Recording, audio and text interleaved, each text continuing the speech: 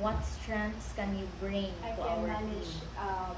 guests like complaints, then um, team management or um, like pagkakaisa man. I know for myself that I believe my team coordination skills that Team coordination or teamwork. Okay. Now, sige. how do you Can handle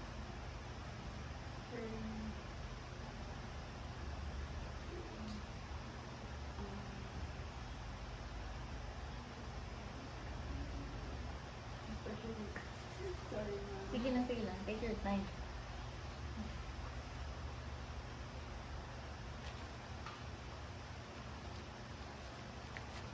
Okay, balik doon sa industry.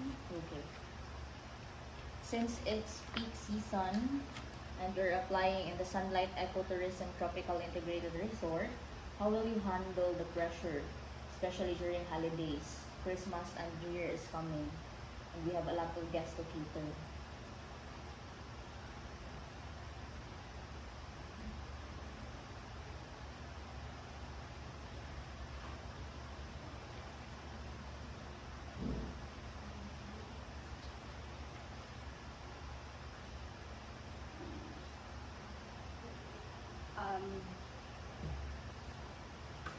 I would hindi na sila Ano man na siya, sa imuha na siya, how will you handle pressure? Kaya mo na rin mag-take of exam, o saan mo pag-handle ang pressure sa exam? Sa imong work. be positive. Parang Um, I would handle the pressure for being positive and then let the pressure out of your mind and also don't entertain the negative vibes. Just go with the flow. Then entertain the guest that Sige lang. Entertain the what? the guest Oh.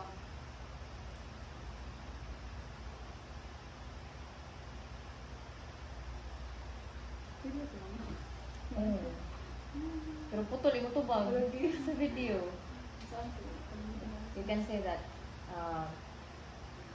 in your work, you should be professional.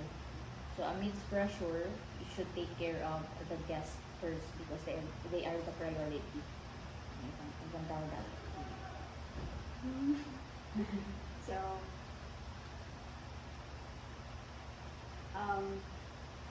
nakalimutan ko. Napahulog ko yung sorry. Okay lang. You can say that pressure is a privilege. Kato sakto, be positive.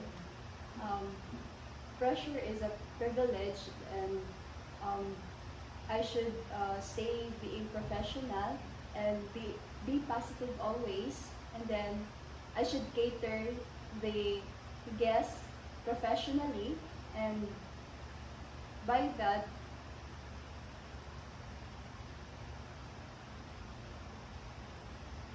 I should welcome them to this company and Okay. Sige. Can you describe what is a good customer service?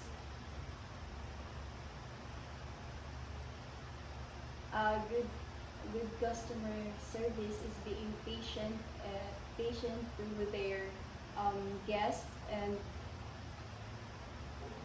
dapat if there is complaint you have to accept, and if there is You can have a personal opinion to that one. But if it's a company policy that the customer is always right, then you need to abide. So you choose.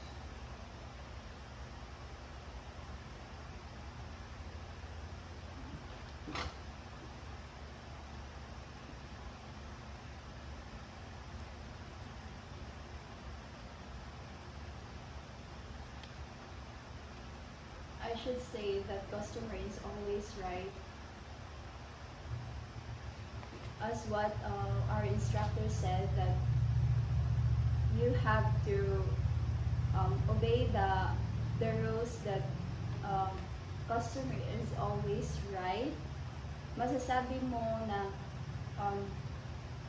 hindi ko nagkita mo. Sige na. Budget ko nga sa lang. Takpa naman to. You abide because it's a company policy. Yes. Mhm. Because that was our rule. I obey that rule. A rule in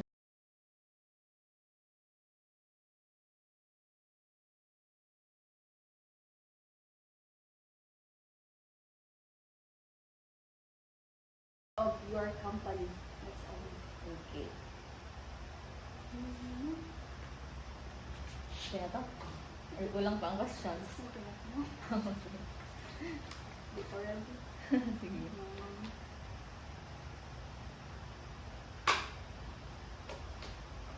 Na-shock ko ba? Na-shock ko sa kuwan mo. Sa question.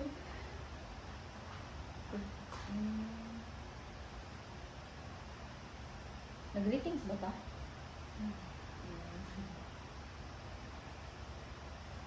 Ikaw na lang total, ani ha? Ikaw may total pa ako.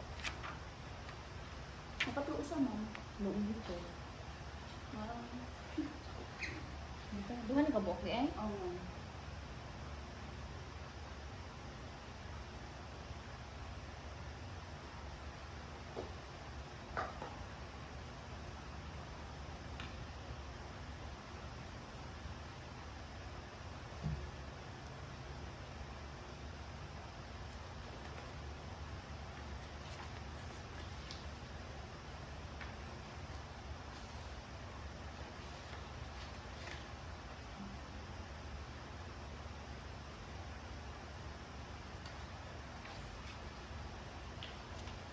Kinani?